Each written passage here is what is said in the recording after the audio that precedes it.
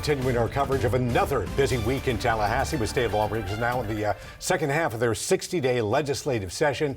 10 Tampa Bay political reporter Aaron Parsegian is here with how things are shaking out with budget talks. Now the focus, Aaron. Yeah, the budget is the only thing lawmakers are required to pass during session, but those talks in the last 30 plus days overall have been overshadowed by an ongoing beef. Now a month into the legislative session, Florida's House and Senate are still $4 billion apart in budget talks, but leaders maintain their goal is the same, to cut spending. My expectation is that when it's all said and done, we'll have a great budget.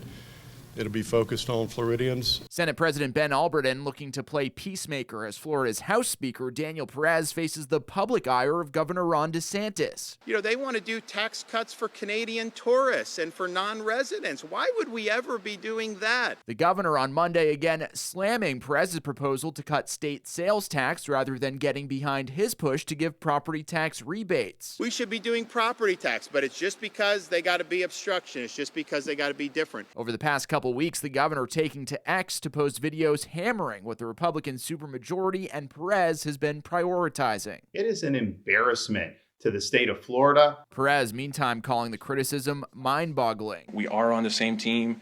We're all Republicans. We all care about the state of Florida. We've all been a part of the success, but for some reason, he's been a bit emotional in the last couple of days. Based on numbers, Democratic lawmakers are largely on the sideline, but have praised Perez for recent actions. We're actually excited that House Republicans have taken an interest in holding the executive agencies accountable. But they're still raising concern over the significant budget cuts now being proposed. And I just don't see how you can cut state revenues and lose federal money and still offer Floridians the responsive, efficient state government they still need and deserve.